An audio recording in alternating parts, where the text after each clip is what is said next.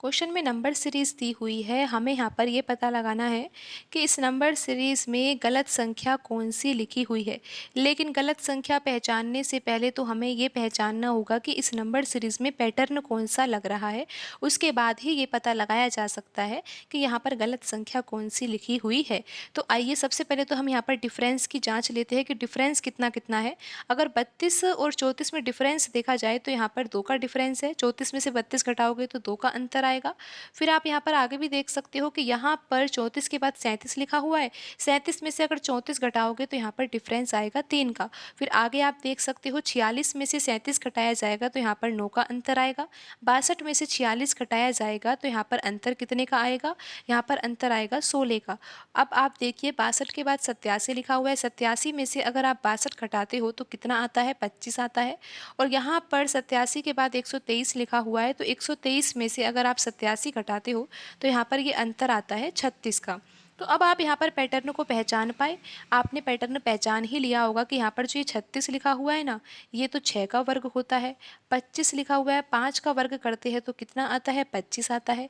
16 यहाँ पर किसका वर्ग है? 4 का वर्ग है। 4 का वर्ग 16 होता है।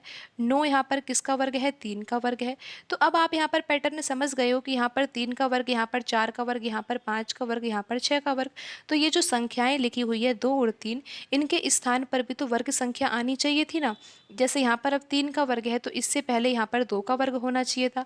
2 का वर्ग यानी कि 4, तो यहाँ पर 3 के स्थान पर क्या आना चाहिए? 4 आना चाहिए। और यहाँ पर जो 2 लिखा है हमने, इस 2 के स्थान पर तो 1 का वर्ग आना चाहिए, क्योंकि यहाँ पर 2 का वर्ग है तो यहाँ पर 1 का वर्ग होगा। तो 2 के स्थान पर क्या आना चाहिए? 1 आना चाहिए। अब आपको यहाँ पर ये समझ में आ गया कि यहाँ पर जो हमने 2 लिखा था ना, क्योंकि यहाँ पर तो 32 और 34 में 2 का ही अंतर था, लेकिन वास्तव में यहाँ पर अंतर कितने का होना चाहिए? 1 का होना चाहिए। अगर हम इस पैटर्न को समझे तो इस पैटर्न के अनुसार यहाँ पर 32 और 34 नहीं, यहाँ पर 34 नहीं होना चाहिए। 34 के स्थान पर क्या होना चाहिए? 33 होना चाहिए, क्योंकि यहाँ पर 33 होगा जब भी तो यहाँ पर डिफरेंस 1 हो सकता है ना।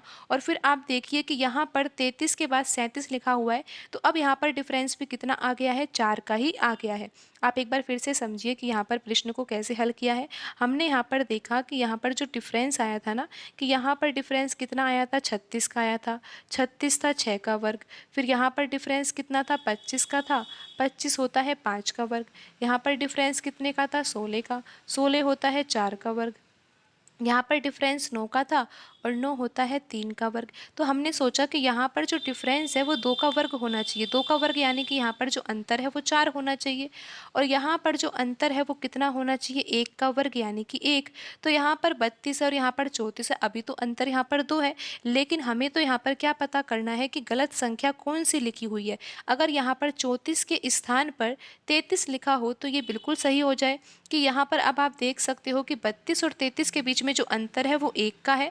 और उसके बाद 34 के बाद 37 लिखा हुआ है। 34 तो यहाँ पर होना ही नहीं चाहिए।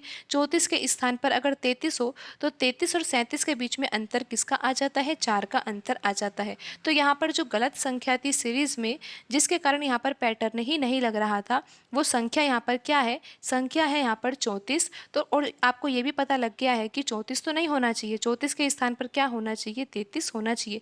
लेकिन हमें तो गलत संख्या बतानी है, तो गलत संख्या तो यहाँ पर ऑप्शन ए में लिखी हुई है 34।